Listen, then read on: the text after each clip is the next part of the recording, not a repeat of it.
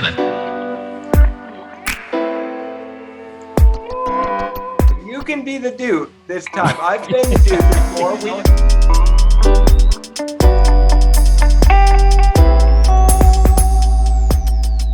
The House of Static is back. On this first episode of Season 2, we're bringing you part 1 of our conversation with the Orlando punk band Call In Dead. The whole band. It's a lot of fun. Okay. All right. Hi. How you doing, everybody? Welcome to the House of Static. I'm Bob Smith, otherwise known as the Static Dive. My friend Kilo House, my co-host and producer and collaborator and such, is here with us. I'm in New York. He's in LA. And with us today is the band Call In Dead, and they're all from the Orlando area and in the Orlando, well, to some degree. We'll explain that later. Mike's not necessarily in the Orlando area at the moment, but anyway, they're the band Call In Dead, and we're going to talk about them, about their band. They're a punk rock band from Orlando, a cool town that we were just talking about because I'm familiar with as well, or was a long time ago. And we're also going to talk about their record label. So I'm not going to point on screen because it's not going to correlate when people are watching. But Mike and Scott are two of the members of Call In Dead. Why don't we go around the room and say our names? I'm just doing a little intro, you know. Oh, sorry. Okay, my bad. All right. Anyway, I'm just saying Mike and Scott own a record label. There's a really cool story behind the label and what they do and everything. So we're going to get into all of that. So as Kilo points out, we'll go around the room and introduce everybody. So just say what instruments you play, please. Yes. So Chris, you first. Yeah, I'm Chris. Play guitar. That's really all I do. I don't do anything else. So that's my sole responsibility. He does some backup vocals too, and then you like. Oh yeah, that. Yeah. All right. Cool. And he talks to the crowd when I run out of things to say.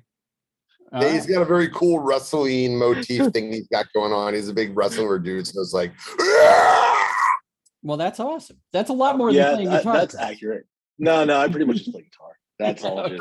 I play guitar and then I drink alcohol and then shit comes out of my mouth. Yes, that's pretty much how that goes. If you have a chance to grab you that, and I are cut from the same cloth. Right on.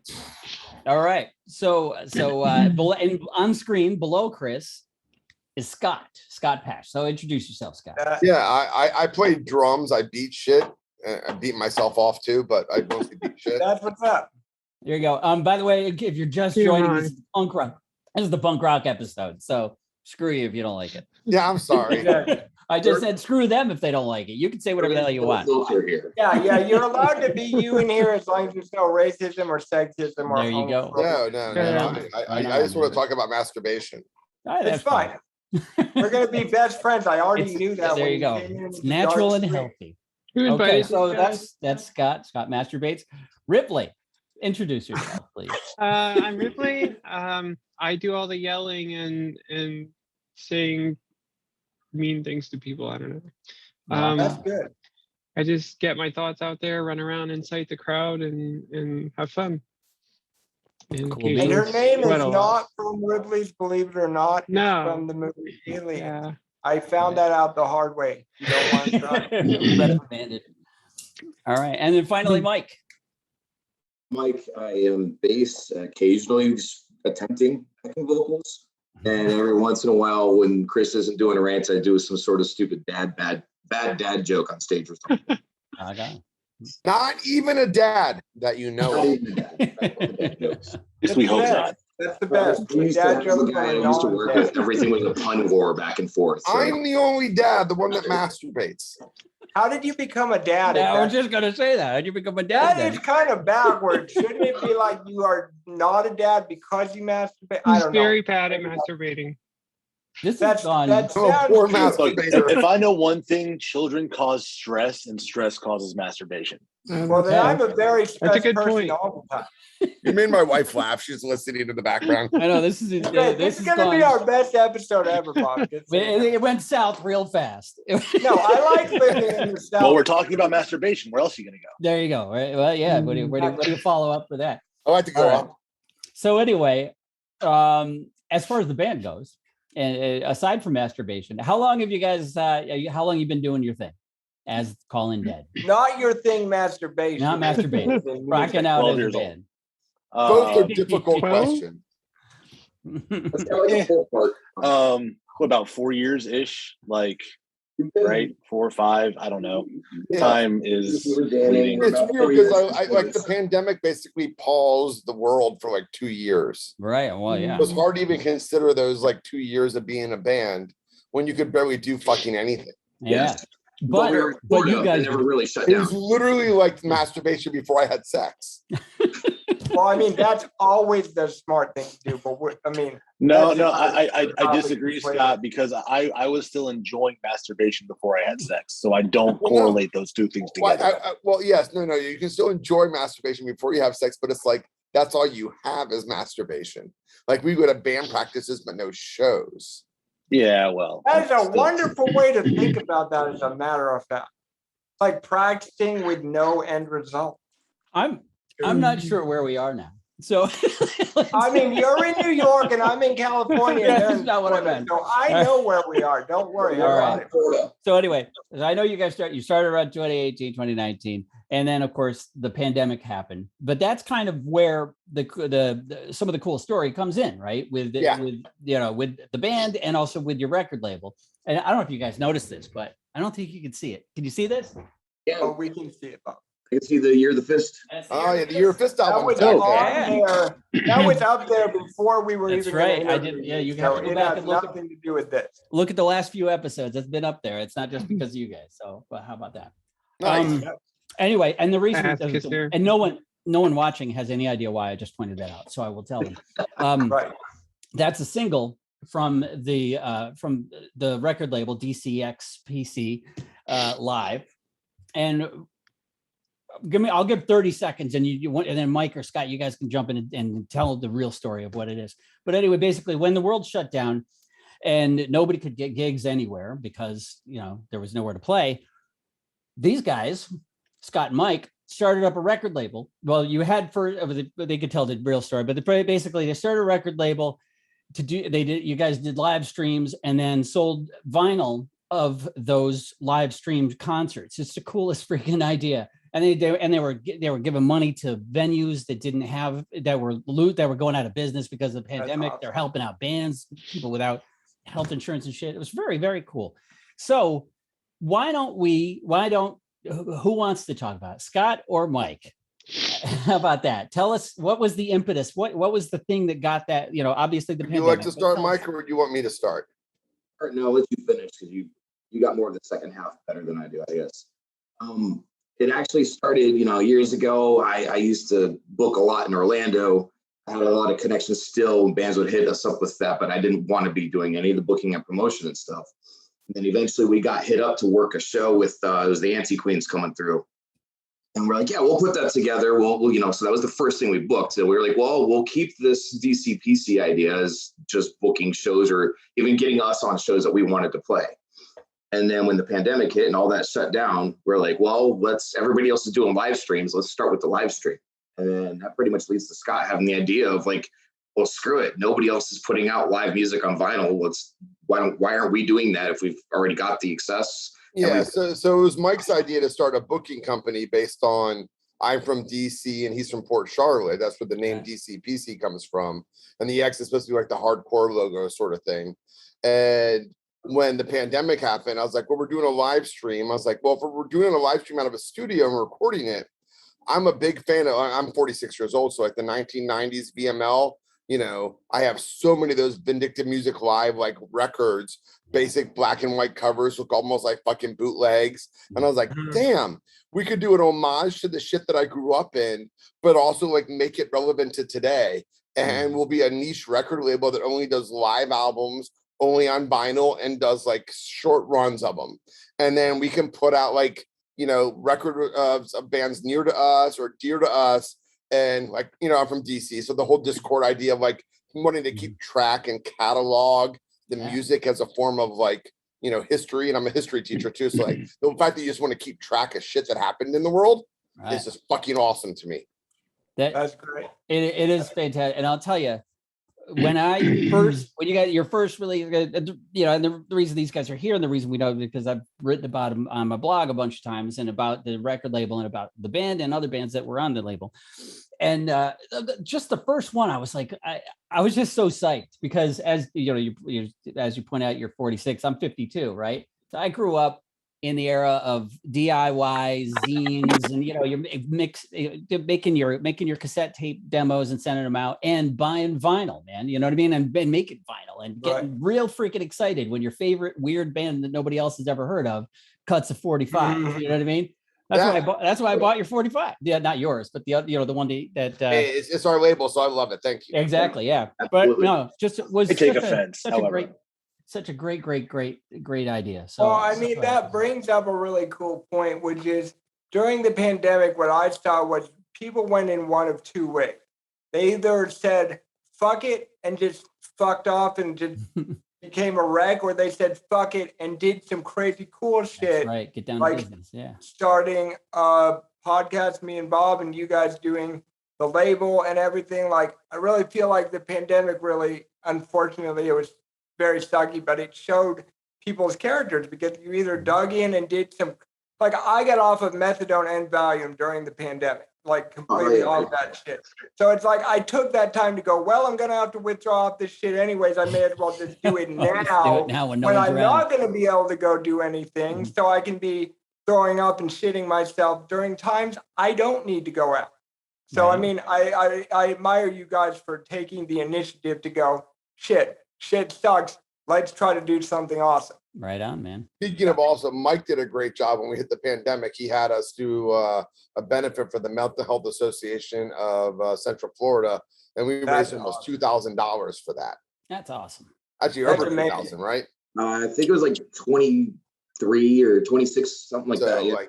Yeah. So Mike and I both shared our own personal stories of mental health issues. Oh, that's awesome. We raised a shit ton of money, which during the pandemic, who the fuck didn't have mental health issues?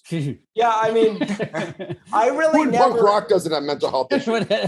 Everybody in this room does. I'll tell you that. Anybody with a creative aspect in some way, right? You'll struggle with something. Yeah, yeah, for sure. I mean, like surprisingly, like being in a wheelchair, I never felt that mental health burden until I got off Valium almost a year ago. Next month, today, a year ago, I finally stopped taking it completely. And then I was fucking depressed as shit and had no joy and no drive and nothing. So it's like, yeah, it's awesome that you did that drive and that benefit. We're working on setting up a benefit for Ukraine right now that's going to be in August. So awesome. I mean, it takes work, but when you have something that you're very passionate about behind you, like you can't really fail. You have that drive to do it. So it's like, that's what's up. That's awesome. It's awesome. And the one thing that I was just thinking about when you guys were talking about, like, the pandemic happened and then the punk rockers get together and have a benefit concert.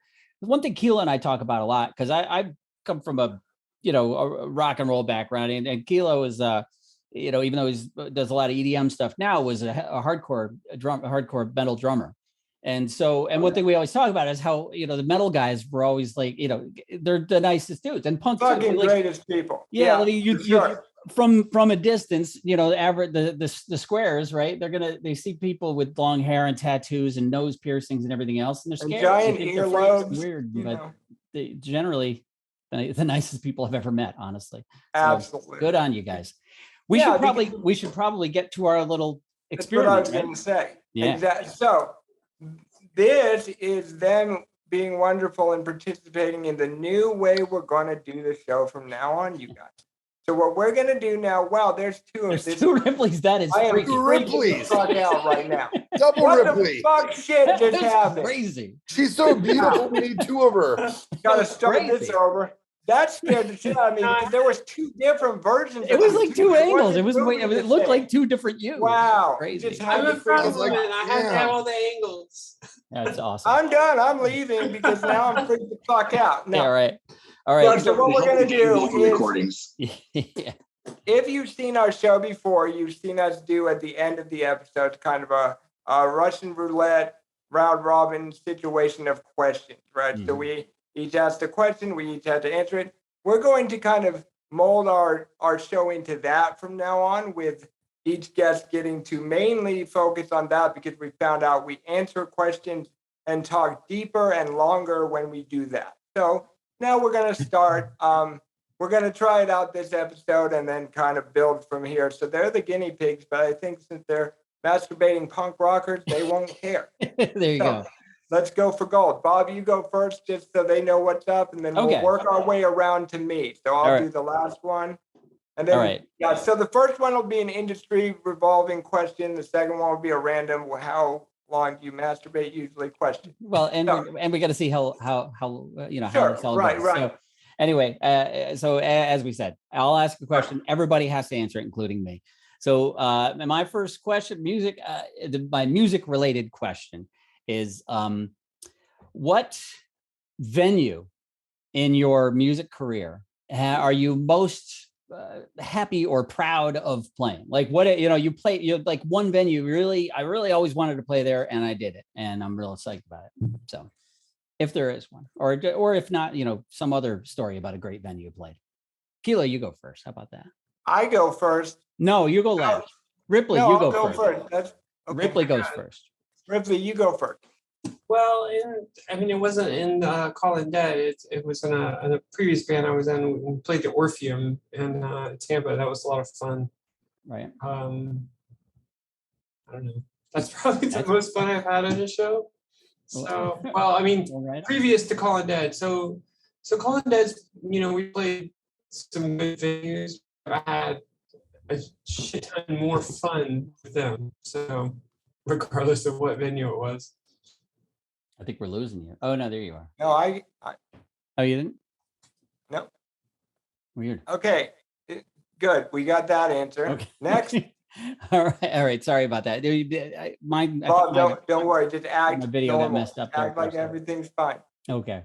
Scott, how about you? What's the coolest venue you've whatever, you know, your coolest venue? I mean, whatever. I played like big venues like CBGB's and 930 Club, but the coolest venue was this fucking warehouse in Virginia Beach. Nice. That we played. Yeah. People were like literally throwing bricks at us and bottles at us. I was in a former band. We had the song called "We're Not Done Yet." And we challenged people to stop us from being done. Dude, that's and of course, it's fucking Virginia Beach, so it's like a Jerry Springer breeding ground. Oh, and you're out there, and there's a bunch of people like drinking 40s, and the cops roll up and say, "Hey, you're having an illegal show. Mm-hmm. Just do your drugs and drink inside the warehouse." And they're like, "Fuck you, coppers!" I'm like, "Dude, the cop's being nice. What the fuck is your problem? He's gonna go inside and drink your 40 underage." That's but it's fucking Virginia Beach, so yeah, right. That's a riot, man. That what was I gonna say? Dude, I love this question that it involved into like also part of what the show was like, because that's great. I love this question. Next person. Mike, you. Cool venue, favorite venue, big number venue, whatever. I have a two-part answer on that. I would say, like, currently, specifically with Calling Dead and just throughout all the years, I love Will's. Will's has been a staple of Orlando for so long. And we play there, well, pre-pandemic, probably 5 or 6, 7 times a year. I don't know. But it's still playing there. We get to play with some of the greatest headliners and great bands. And it's always a group of friends. We always know people that are there. It's always a good time, a good night. That everything is great about every Will's show that we play. Like, we've never had a bad time. We've never had a bad sound guy. Like, everything's always great. That's very important as a drummer. Was that is that the place in Orlando that you guys did the benefit, the first record you did? No, that's Uncle Lou's. Uncle Lou's is the greatest unheard of venue in existence. It's that's awesome. It's barely bigger than a normal house bathroom or bedroom. Yeah. What did he? But I will say, if I'm going to say like the coolest place I ever got to play would have been, I wanted around 2001 or so. I played a place in Tampa called the Masquerade. That's not there anymore. It's now called the Ritz, but it's a place that has like bands like Deicide and Guar, and then they'll have like blown like, you know, electronic music parties in there. The venue is just massive. I don't even remember the size, but that's awesome. I got to share the stage with it was all a bunch of local like Tampa bands. I came up from Port Charlotte for it, but the venue is just huge and looks like you should not be having. I was in a metal band at the time. You should not be having a metal band at this place. So you've got like velvet ropes and Oh, that's great. Yeah, I only went there for goth shows. Yeah, the whole room and the heaven room separate from the main room, and that place was awesome back in the day. It was really I would think like a ballroom like that with the velvet ropes and everything would be kind of cool for a goth show. You know what I mean? It's very you know, cool for that. Yeah, it was. Yeah, that's awesome. All right. Well, how about you, Chris? You got any stories? I mean, just to harp on Uncle Lou's for a little bit, I got to really stress how important Uncle Lou's is to like the band in general. Yeah. When Scott and I first started jamming, we didn't have a place to practice at, and Lou would let us just sit up in there when there was nobody, like no shows booked, and we could just practice there. Didn't charge us nothing, as long as we tipped the bartender well. Like, so if it wasn't for Uncle Lou's, there really wouldn't be Calling Dead, period. And shit tons of other bands that get to play in general because of Uncle Lou's. So really got to give it up to Lou's, like hardcore first and foremost about anything. I mean, I've been playing the shoes at Uncle Lou's for like, I don't know, like almost 10 years now, I'd say. Like I've been playing a long time. But as far as like my favorite venue I've ever played, I grew up in the Brevard County area, like on the beach side where Rockets explode. And there was this warehouse show this one time, and it was just, I don't know, the entire like Brevard County punk scene in crammed into this one warehouse room. And I was smoking hash all night because I was trying to quit cigarettes. So by the time my band went on, it's like, a great reason to smoke hash. That's wonderful. Every time I wanted a cigarette, I just hit a bowl of hash. It was great. Fantastic. Love everything about that story. Thank you. So by the time I get up there, like I'm completely blitzed out of my skull, and we kick in. Like it's a really high energy show. There's no stage; it's all floor. I break my guitar string on like some kid's hand, and there's like blood everywhere and shit. Like it was a dope ass set. Like it was probably one of my favorite set I've ever played in my life. That is a dope ass set, Chris. Especially the hash. Oh yeah, wonderful. All right, Kilo, what's your answer, buddy? I have played pretty dope shows. I've DJ'd festivals. I've played the drums on the top of a half pipe before. But I'm going to actually shout out an old club that's not there anymore from my hometown called the Pink Eye, which is a horrible name. But it's like this. It was this little building, just like the size of maybe like 2 rooms, right? 2 full rooms, and it was like in the heart of downtown Tulsa. Luckily, because of my next part of the story, right across the street from a hospital. So if you walked across the street, there was a hospital there. But because it was so small and all these huge metal bands of my genre, like Acacia Strain, Stick to Your Guns, As Blood Runs Black, Carn Effect, I mean, everybody played there. Like it would just cram pack full, and we would have like the fire marshals would show up, and like everybody would get in trouble. So, but it was so fun to play there because everyone would get so intense at these metal shows, and then they're packed into it like a sardine. So it's like the first show we played there, my band, they were Outlaws. This girl was like in the mosh pit and got like pushed into either the wall or the stage and broke a rod that was in her arm that was like supposed to be holding her bone or some shit, and like it like shot through her skin. And she was pumped about it. She was like, yeah, and like holding it up. I'm on stage like, are we getting in trouble for this? Somebody take her to the fucking hospital. Really? What's cool about that club is like when Acacia Strain played there, again, like in Tulsa, once the Pink Eye was demolished. I don't know what the Pink Eye did, but they actually demolished the whole building. They just the Pink Eye was the name of the place. Okay. Yeah, they just leveled the place.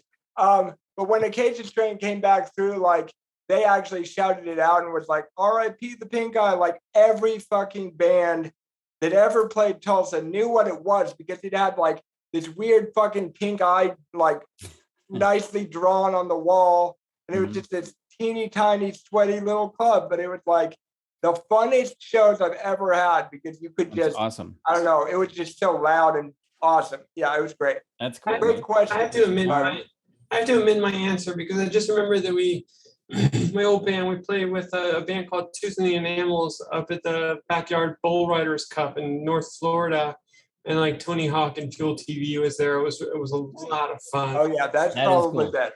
Right, that's probably better. Okay, Now, Ripley, Wait, go ahead and ask. I got to answer a question too. Shit We all ball. have to answer our own questions. Yes. My answer is really easy, and it's in honor of our punk rock friends here. But it's true too, because it was something I had always wanted to do. And you mentioned it before, Scott. It was CBGB. I got to play CBGB. Yeah, motherfucker. Yeah, man. Played CBGB in 1996. With my band Shoe, and even though I 20 years old. I was 96. How old? I was 26 in 96. And we played there. It was just, I grew up in the 80s, 70s, and 80s. Grew up listening to the Ramones and the Talking Heads and television and Iggy and the Stooges and all the great fucking punk and proto punk and new wave bands that were born. Blondie and the Runaways and all these fucking great bands that were born at CBGB. And it was like Mecca, you know what I mean? When I got there, when I played For there. sure. And I wasn't actually my band was sort of a ska / kind of jam band. You know what I mean? We weren't punk, but I didn't give a fuck. I was at CBGB, man. You know what I mean? And it was just, and it's gone now. So I can't tell you how happy I am that I got to play there. I got to check it out. I got to see the disgusting bathroom, and I got to. God, I forgot to tell you about the bathroom. I'm not even going there about the pink eye. I'm going to go to the bathroom because when we played there, we had played New Jersey the day before, and we met some punk ass kid whose name I don't remember. And then we played ABC No Rio, the Squat, with like Witch Hunt and a bunch of super dope ass like crusty squat bands in the afternoon. And that kid came to the show. And he's like, "Oh, we have a CBGB show tonight. Can I get a ride with you?" I was like, "Sure, fucking get on a ride with us." And he rode over with us. Then he got there and the fucking dick toppled the fucking toilet in CBGB. Oh my God. That's and they're like, legendary vandalism, you guys, right there. You fucking destroyed the toilet. I was like, no, that fucking kid did. Is like, you brought him. I was like, I don't even know his fucking name. Right. Awesome. Along the lines of someone getting a ride from the band when we played in Arkansas once, and then we had to drive back through Tulsa, where I was from, to play another show down in Oklahoma. We had this kid that said, "Can you give me a ride back to my grandmother's house?" We said yes, but we did not take him to his grandmother's house. We just stole this teenage kid and brought him back to Oklahoma, and he lived in the band members' closets. He hid in the closets when the parents were home. This is all the way true. I never knew his name. I called him Boo because he passed out at the party. Someone thought he was dead and spray painted Boo on his back like a ghost. And so I just called him Boo. And I'm sure people still call him that to this day. I don't know where he is or if he made it back. That's a freaking insane story. It's true. If my parents watch this, they're going to know who I'm talking about. It sounds like a real life story. It's like an episode of Forensic Files. Don't ask us people that because we acted like a punk band. We did all the stupid shit possible. Why would you ask us to give you a ride back to your house? That's wonderful. Like, well, that's the problem, right? All right, so we're nice, but we're irresponsible. Exactly. Absolutely. Well, we should continue on our little thing here because that was only question number one. That was great. Ripley, go ahead. Yeah, it was good. Go ahead, Ripley. Okay, this is going on for like 7 hours, right? I need a question.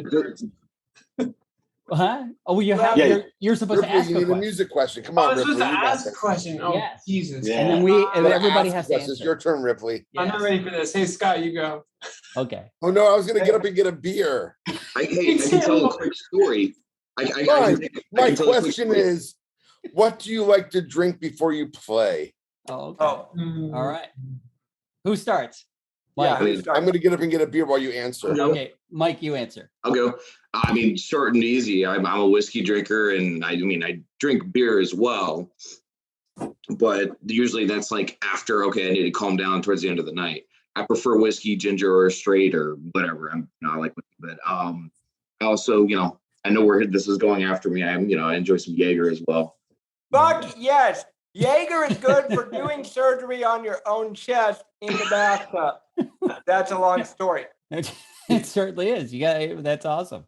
Right. Bob already knows what I'm talking about. We talked about it today. Indeed. All right. Okay. I'm drinking whiskey right now, so perfect. Go ahead, Ripley. What about you? All right. Who's the coolest person you've ever met at a show you played? Oh shit! No, now you answer a question. You got to answer Scott's question. Oh, I have to answer Scott's shit. God damn it. Oh yeah, this is good. This is great. What glass of wine is that right now? You know what? I'll do like 2 PBRs before a show, and that's it. I'm done. All right. And I'll drink 10 afterwards. That's a very hipster answer. A couple of PBRs before. No, just because that's the one that's available. Look, good beer. To be fair, in Orlando, almost anywhere you go, you can pretty much guarantee you're going to get a PBR as the cheapest beer. No, yeah. And it's always a 16 ounce and it costs less. That's exactly right. It's so funny. I don't get like PBRs. I mean, again, I'm old, right? So when I was coming up in high school, college and everything, PBR was like the cheapest ass beer. It was just cheap ass shit beer. And then in the like somewhere in the 2000s, it got cool. And I was like, right. I don't feel like it really got cool though. I don't think it actually got cool. It's just so cheap. And when you're a broke ass motherfucker living off of ramen, what else are you gonna buy? That's a good point. All right. So Chris, what's your answer to the what do you drink before you play question? Well, I'm not a huge drinker. I typically only drink when we play. Really, I live an herbal life. More than anything else. So that's required. I can go on stage without drinking, but I have to smoke before I play. I have to. That's a great answer. But when I do drink, I have a rule that I drink until I get there, until we hit the stage. So some nights we play early. I don't get that drunk. I just get pretty good and buzzed. But when we play later, Scott has to drive me home. Right on. And then he takes me to Oklahoma. Because Scott's the only man who's responsible. But if I'm drinking, it's normally double rum and cokes and shots of Jaeger, like back to back. Like I have a problem with drinking. Is that I drink everything like it's water. Everything goes down like that. Right. So yeah, it's bad. I just can. If we play later, we play. It's a good time for everybody. Being that you're not a constant drinker with a high tolerance. Well, I don't know. The amount that I drink, considering that I don't ever drink, is always somewhat surprising to me. Like, it's really. Yes, I could not drink what you drink, and I drink daily, so I don't know what to say about you. It's my family. The alcoholism runs rampant. So yeah, there you go. It's the genes. But I only drink beer. I never drink liquor. Yeah, I'm drinking this liquor. Well, I'll go after Chris just because I can relate. Yeah, so I don't drink anymore, but I'm as Irish as you can get. My mom's from Ireland, my dad from New York City, but from an Irish family in New York City. And some stereotypes are true, and Irish people drink their fucking faces off. And I can drink for days. I can just keep drinking. I just keep going, and it's not good for your life to do that. So I stopped. So, but at gigs, at home, I used to drink wine mostly, but at gigs, we did a lot of drinking, whatever was in front of me, and lots of beer, lots of booze. I have a good story about this. So my buddy Todd and Todd's my bass player. He and I have been playing together since we were kids. We were playing a gig together one time. It was actually our drummer's sister's wedding. We were the band, and they had an open bar, which is just terrible. So we didn't play all that much because it was a wedding. So you play a little bit, and then they do announcements, and then you go eat, and then you play a little bit more. And we were guests too, so we hardly played at all. We just played played a few songs. There was a DJ, so we just drank our faces off. And I remember we were sitting there at the bar, and I'm probably drinking beer, and he's drinking a gin and tonic, right? And we're on number 15 or 16, I'm sure, at that point, right? And he turns to me, he goes, I want to switch to beer. I was like, okay. He goes, so that means you got to switch to gin and tonic. I was like, okay. Oh, no. So we switched. So I started drinking gin and tonics all night. That's how we used to roll. That's how we drank all the time, So I don't do it anymore. But rock on. I hear you, Chris. How about you, Kilo? I know. Kilo. So so I'm like Bob, and I used to drink a lot all the time, and then I stopped. But I stopped for a very different reason. One Christmas Eve, I got so drunk I wanted to go see baby Jesus at the church. So I decided I was not going to drink anymore. That is actually not all the way true, but that is the day I decided not to drink because I got bored of it. Would you say you had come to Jesus? I had a I don't want to come to Jesus moment. So it's not that I think drinking is bad. It's just I got bored because I drank all the time whenever I wanted, and it was like, okay, now I'm bored of it. But I do drink fuck tons of energy drinks all the time. But when I did drink alcohol, I would drink either Jaeger or Fireball. I would have one of those giant bottles of Fireball that looked like a fuck. I don't even know, like the giant one. But I just like drink it on stage, whatever. So right on. there you go. Yeah. Real quick on that Ripley's one, back. dude. You're talking about Fireball. So I'm a chef professionally, like outside of doing the music. And when you work in certain restaurants and industries, you have the after work shift drinks, whatever. I used to go to this place every night. It was like $2 Fireball, $2 tequila shots, $2 like whatever. And I would, every time I would drink Fireball, I'd wake up the next day sick to my stomach, and I could never figure it out. And then one day I put it all together and went, oh, it's something in the Fireball screws my stomach up worse than any other liquor. That's crazy. There you go. Crazy. All right. Okay.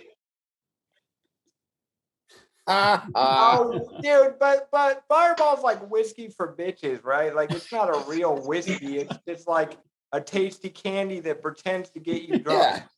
There you go. I don't think it pretends. I think it still gets your ass pretty damn drunk. It definitely does. It still does the job. It certainly does. It is That's the wonderful. difference, right? I drink beer, and I drink regularly, pretty slowly, pretty steadily, and I'll drink whatever house beer is free. But I have to drink a little bit because if I don't, I play too fast for Chris. Right. I called you out, bitch.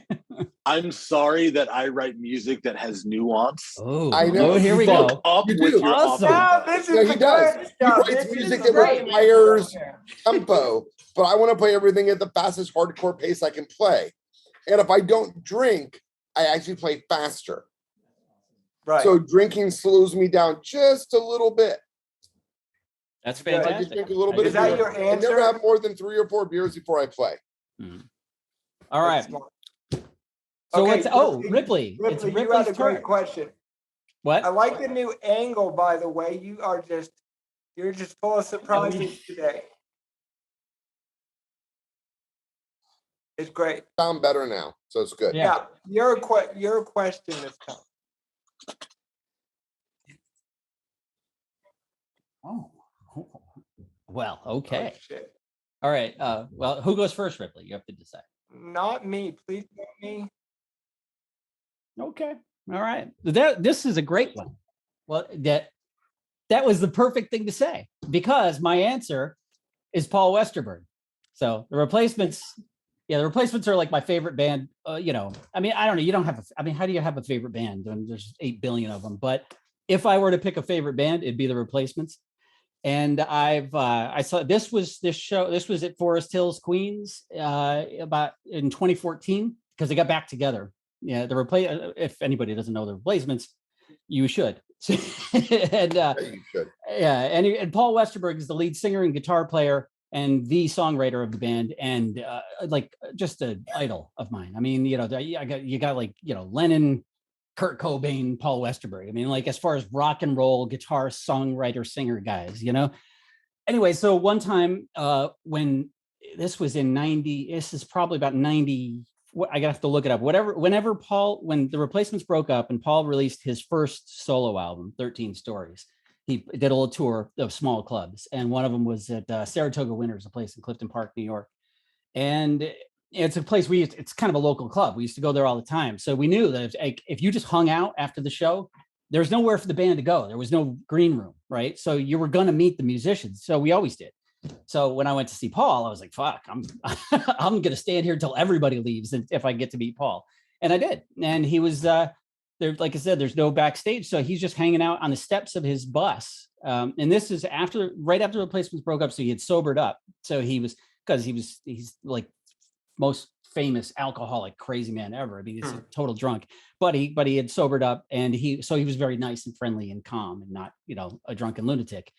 And such a cool guy. And it was such a neat, it's just it's almost 30 years later. It's still one of the greatest things that ever happened to me. I love it. Yeah, love it. Yeah. So thank you for that question, Ripley. That's wonderful. Yeah, great question. Who's next? I guess I can go next. Okay, go for it.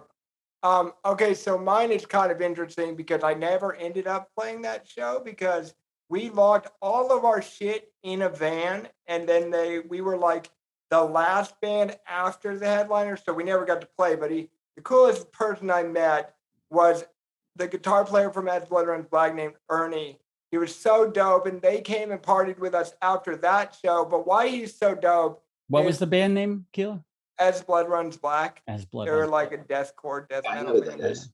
Yeah, so the second time I met him, I was going to one of their shows, and he remembered me from the show because I was super pissed off that we didn't get to play because our stupid fucking guitar player, Zach, yeah, I'm talking about you, locked the shit. This is from an older band, not They Were Outlaws, some other band. I don't know what they were called. Oh, Robots in Shiny Dresses or something like that. Right on. Some crazy shit like that. Whatever. So the second time when I went to their show, he like saw me outside. It was raining and it was like winter time. And he's like carrying his stuff in. And he's like, "Oh, bro, how's your band?" And I had just had to leave the band because they broke up. But that's because they wanted a new drummer. And then they played one other show and never played another show. So obviously that didn't work out. But he like asked me and I said, "Dude, like we broke up or whatever." And he actually like put his shit down like on the curb and knelt down in the rain and talked to me. Oh, and like, cool. That's a dope dude because I'm coming to your show. Like I've listened to your music before I played shows with you, but you remember that I'm in a band that didn't even play.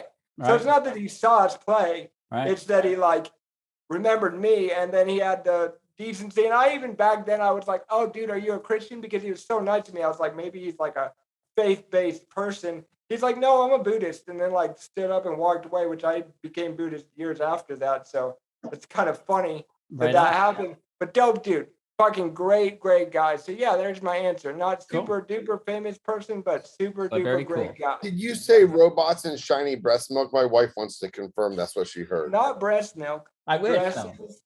I mean, that would have been great. Don't make time for me to come over and sing. She literally came over. She's like, "Who the fuck is likes a band called Robots in Shiny Breast Milk?" Dude, that would have been a way better name. Just so you know. It really would. Robots with shiny breast milk. That's that would awesome. Be great. Shiny breast what? Milk? I don't know.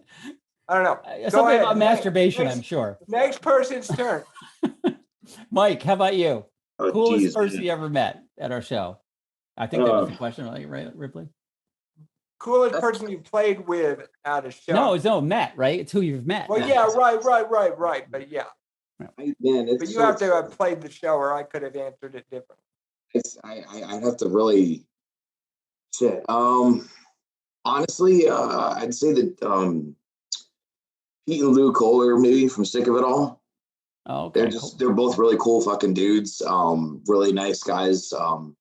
Oh, actually, you know what? No, I'm gonna take that back. I can't say that they're like this is my favorite person I ever met, but I love this story. It was back when I was 20, so I was just under 21, and I took a 2-hour drive to go to a show by myself. Nobody wanted to go, and I'll never forget the lineup. It was DI, the Dickies, the Damned, Balzac, Misfits, and Agnostic Front. Oh damn. And while Dickies were playing, I realized I'm not a big fan of these guys. So I walked outside. Next thing I know, I was hanging out drinking at the van underage with Agnostic Front. Oh, like that's cool. Having a great time. Like the whole band's there. We're just bullshitting. They're giving me beers out of their cooler. They're all really cool dudes. Like, and then I could see like, Vinny's all like, "Oh man, you got to come to New York and I'm gonna get you my tattoo parlor. We're gonna give you tattoos, man." And like, that's the world I'm used to being in bands. Just dope ass people, dude. And it was just, I was at a show by myself, 2 hours away from home, and like I'm hanging out with one of my favorite bands. Yeah, hanging out drinking underage. Like I just thought that was to me. I think still that was one of those ones that sits in my head. That's and now you can die happy. Yeah. Scott, how about you?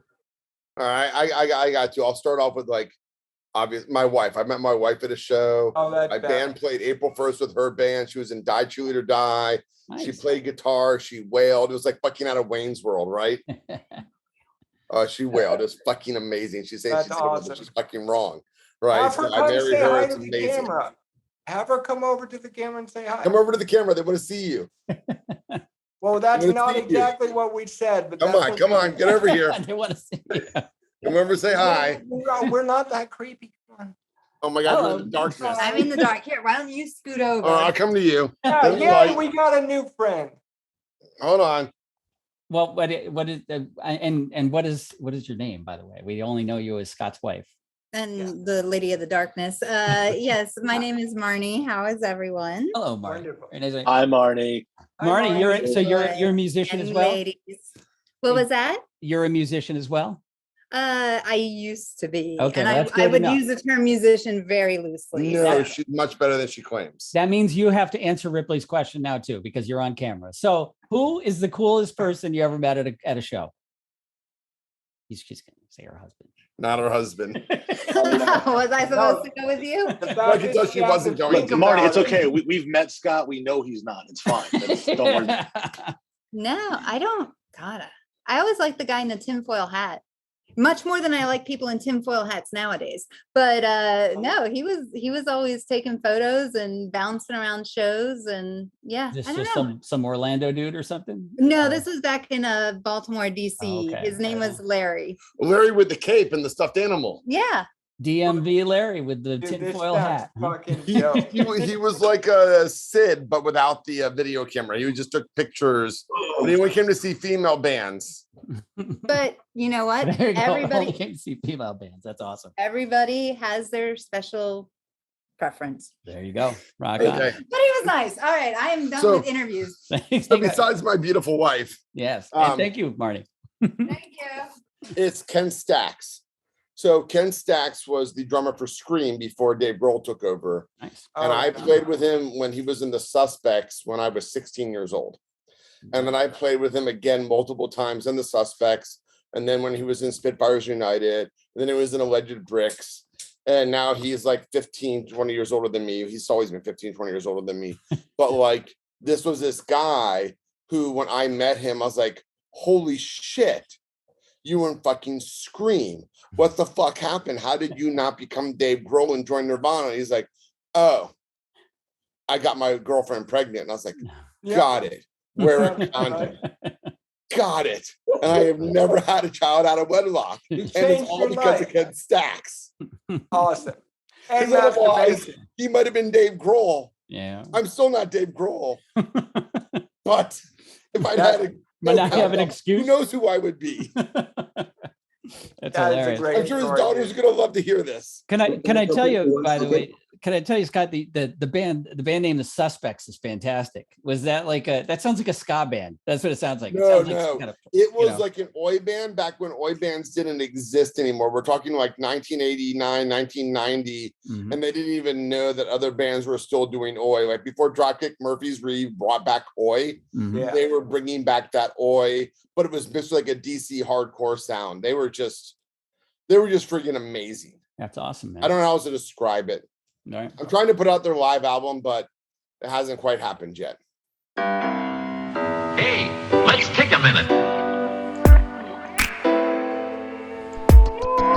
Tune in next week for part 2 of Call In Dead.